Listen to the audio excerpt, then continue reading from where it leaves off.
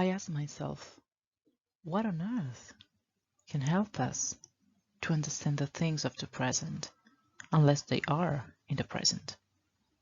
Then it dawned on me. Looking out over this landscape, the nothingness of it, it came to me that in the present there is no story worth telling. The present is hubbub.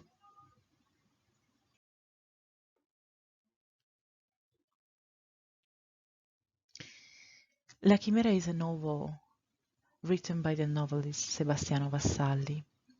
The 2020 marks the 30th anniversary of its first publication, which took place in 1990 by the publishing house Einaudi, and also the 30th anniversary since the book won the Strega Prize, one of the most important prizes in Italian fiction.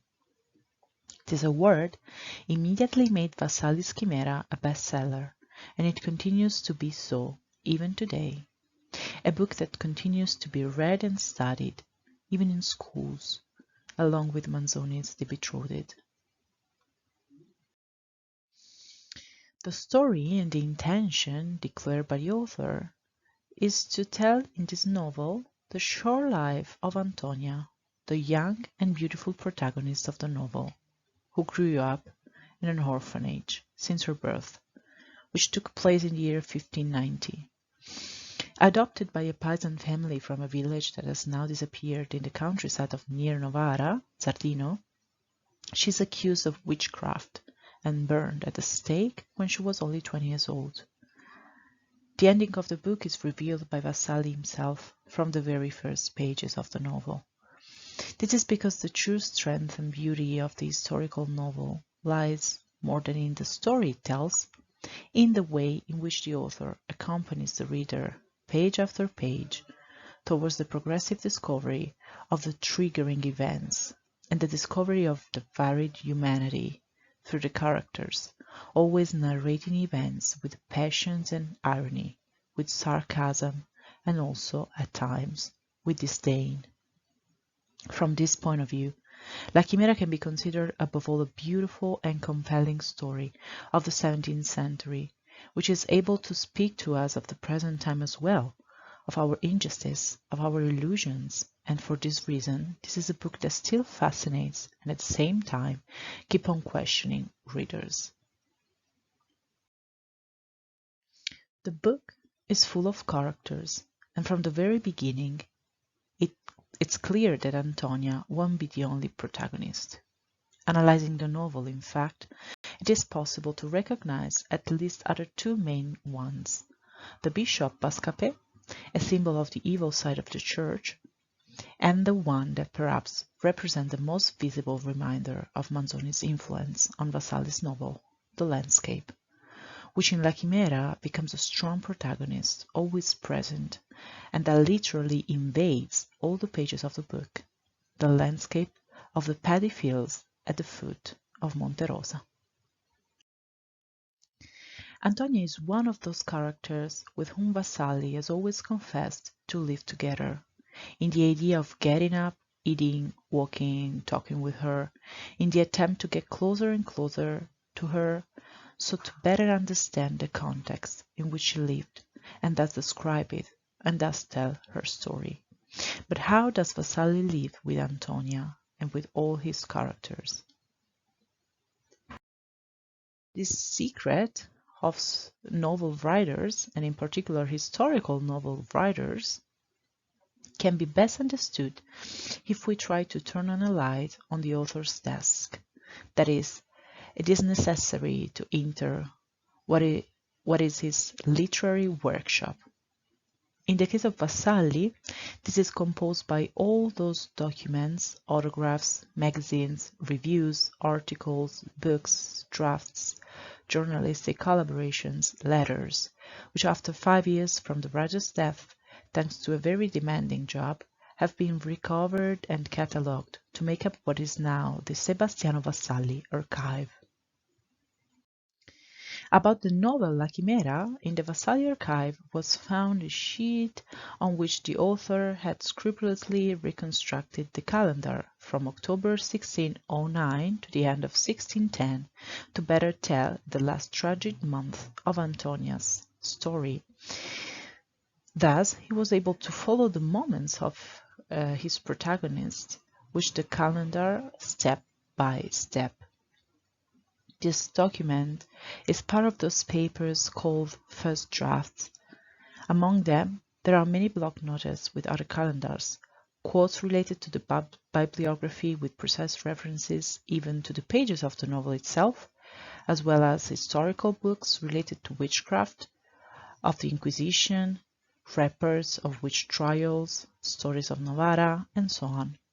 In the archive, there are also, and this is a very interesting fact, copies of engravings of that period that probably helped the author to reconstruct some environments, some moments related to the uses of the countryside, the clothes, and so on. Studying the archive papers, we also discovered that in the beginning, Vassalli would have wanted to title the novel differently, L'Albera dei Ricordi, but then the publisher Einaudi managed to make him change his mind. When a novel was published for the first time, it arouses considerable interest in the public and critics. Vassalli writes instead Maria Corti in one of the first articles dedicated to the novel entitled The Bishop and the Witch, is a writer who first of all had the merit of encouraging us about the present and the future of Italian fiction. In another article that appeared in the newspaper shortly after the book's release, Geno Pampaloni, a critic, addressed the issues of the title La Chimera, which for him was borrowed from a poem by Dino Campana. The literary critic underlined the sense of deep melancholy that comes from the change of the title and the choice of the new one.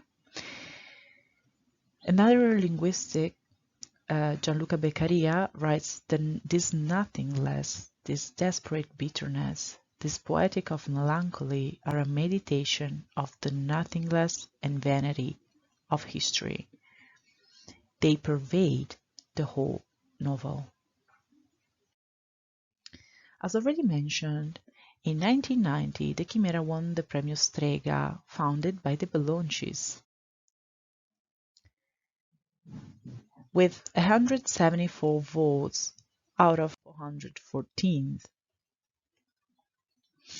Despite the victory after that year, due to the many negative criticism he received, Vassalli decided not to present again none of his books to literary prizes.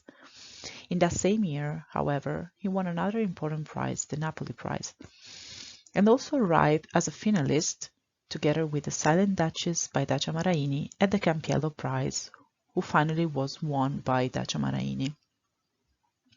After the Strega Prize, the Chimera remained on the top of the bestsellers list for 46 weeks. Vassalli's book also began to be studied at schools, as we saw, and it had over 30 reprints in a few years. The book also started to be translated in many languages, even with different titles from the original one. I'm thinking about the Greek edition and the Dutch edition. From that moment, the book really begins to walk on its own feet. While some plays, theatrical plays, have been written based on Vassalli's novel, no movies have never been made of it, as often happens to historical novels. Think of Lucrezia Borgia, for example. Telling stories saves lives, says Vassalli. Otherwise, the lives of people like Antonia would die out, and places, changed and distorted by time, would lose their memory.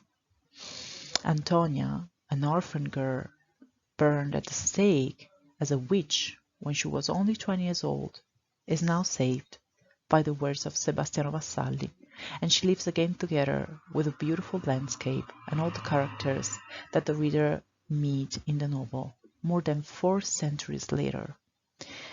The relevance of an historical novel like the Chimera and a writer like Vassalli is precisely in the characters who did not die with him, but continued to live after his death happened in 2015. Vassalli has perfectly managed to get out of the noise of the present that has nothing to tell, as he says in the preface of the novel, and to go to the end of the night, to go to the end of nowhere. The archive documents helped us to understand not only how a novel like this is born, but also how it can be born in such a particular place, the boundless plain around Novara and its rice fields, like those beautifully described in the novel.